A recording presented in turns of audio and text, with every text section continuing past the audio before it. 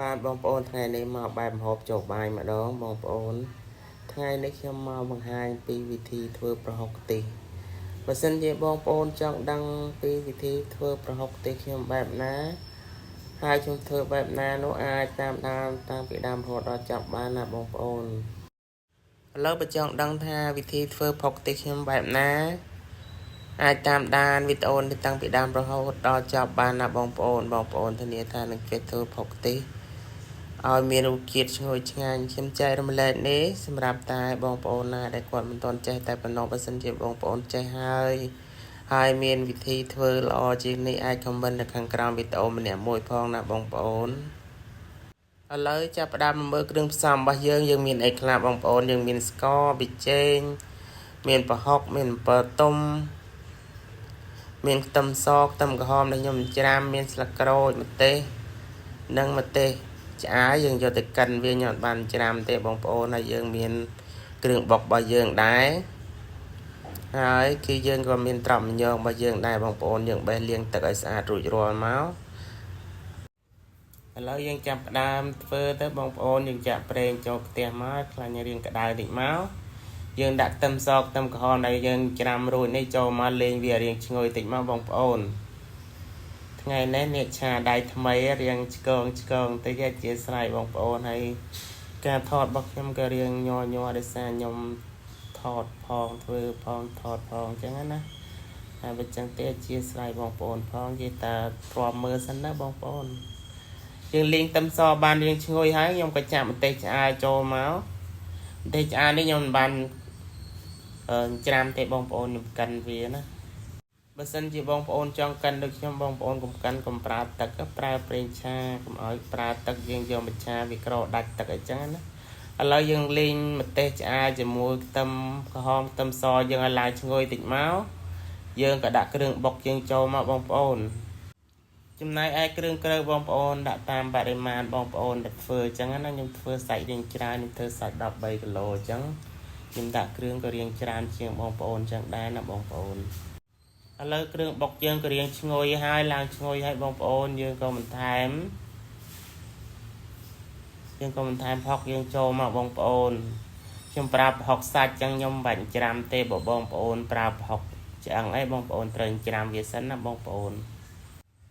ឡូវយើងលេងប្រហុកជាមួយគ្រឿងបុកខ្ទឹមសខ្ទឹមក្រហមម្ទេសឆ្អើយើងឲ្យឈ្ងុយផ្អើលអ្នកស្រុកអ្នកភូមិសិនមកយើងលេងវាឡើងឈ្ងុយតិចមកយើងចាក់ខ្ទិះដើមចូលតិចមកបងប្អូនកាន់ឲ្យវាកាន់តែឈ្ងុយអញ្ចឹងណា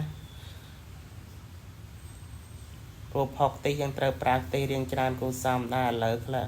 គ្រឿងយើងលេងបានរៀងឈ្ងុយល្អបន្តិចហើយយើងក៏ចាក់សាច់ជ្រូកយើងចូលមកសាច់ជ្រូកច្រាំយើងហ្នឹងខ្ញុំប្រើសាច់ជ្រូក3គីឡូណាបងប្អូនបើបងប្អូនដាក់តិចធ្វើតិចអីបងប្អូនលេខបរិមាណតាមហ្នឹងទៅណាបងប្អូនឥឡូវសាច់ជ្រូកយើងបានចាក់ចូលហើយយើងឆាវាឲ្យចូលគ្រឿងជាមួយសាច់ជ្រូកសិនណាបងប្អូនឆារៀងយូរដែរយើងដាក់ទឹកយើងមិនបាច់ថែមទឹកទេផុកខ្ទិះហ្នឹងបើមានខ្ទិះចុងហើយបងប្អូនដាក់ទឹកខ្ទិះចុងបន្តិចទៅបានហើយយើងឆារៀងយូរដែរបងប្អូនប្រហែលជា4-10នាទីដែរហ្នឹងមិនដាច់ទឹកហើយយើងក៏បន្ថែមស្ករបន្ថែមប៊ីចេងមកបងប្អូនតាមបរិមាណបងប្អូនចូលចិត្តចង់ផ្អែមតិចដាក់ស្ករតិចចង់ផ្អែមច្រើនដាក់ស្ករច្រើនបងប្អូនឥឡូវខ្ញុំក៏បន្ថែមអំពិលទុំបន្តិចដែរបងប្អូនបើបងប្អូនមិនចូលចិត្តរសជាតិជូរទេបងប្អូនមិនបាច់ដាក់ក៏បានដែរប៉ុន្តែខ្ញុំប្រើអំពិលទុំរៀងមិនជូរខ្លាំងយើងយកជូរតិចល្មមអញ្ចឹងណាចំណែកឯម្ទេសឆ្អើបងប្អូនចូលចិត្តពណ៌មិនសូវក្រហមដូចខ្ញុំបងប្អូនបន្ថយម្ទេសឆ្អើអញ្ចឹងទៅតែខ្ញុំចង់បានវារៀងក្រហមដិតបន្តិចអញ្ចឹងណាខ្ញុំប្រើម្ទេសឆ្អើក៏រៀងច្រើនគូសំអញ្ចឹងដែរបងប្អូនឥឡូវពុះក្រាក់ហើយយើងក៏ចាំផ្ដើមថែមស្លឹកក្រូចម្ទេសរបស់យើងចូលមកបងប្អូនដើម្បីឲ្យមាន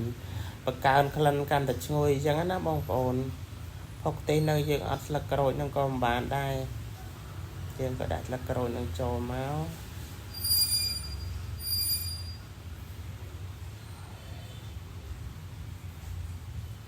ឥឡូវយើងកូរវាបន្តិចទៅថាអត់កូរទេដឹងតែខ្លោចបែកឆ្នាំងឡើយបងប្អូនឥឡូវយើងក៏ចាក់ត្រប់ញងយើងចូលមកបងប្អូន ត្រប់យកខ្ញុំក៏ប្រើរៀងច្រើនដែរបងប្អូនចូលចិត្តក៏មិនបាច់ដាក់ក៏បានដែរហើយជាចុងក្រោយនេះយើងក៏ដាក់ខ្ទិះដើមយើងចូលបន្ថែមទៀតមកបងប្អូនធ្វើម៉េចផុសខ្ទិះយើងដាក់ខ្ទិះរៀងច្រើនมันវាឆ្ងាញ់តែបងប្អូនមិនចូលចិត្តខ្ទិះទេដាក់តាមបងប្អូនចូលចិត្តចឹងណាដាក់តិចដាក់ច្រើនអាស្រ័យលើបងប្អូនទេផុសខ្ទិះតែបើយើងដាក់ខ្ទិះវារៀងច្រើនទៅក៏វារៀងឆ្ងាញ់យ៉ាងដែរផុសខ្ទិះព្រោះវាមានឈ្មោះថាផុសខ្ទិះចឹងណាបងប្អូនឥឡូវផុសខ្ទិះយើងរួចរាល់ហើយបងប្អូនទំនងអត់ហ្នឹងបើសិនជាបងប្អូនចូលចិត្តវីដេអូនេះសូមជួយ like comment ម្នាក់មួយផងណាបងប្អូនបើអាចជួយ share ម្នាក់មួយផងក៏អរគុណទុកជាមុនដែរចាស់ហើយវីដេអូខ្ញុំមានតែប៉ុណ្្នឹងទេសូមអរគុណសូមជម្រាបលា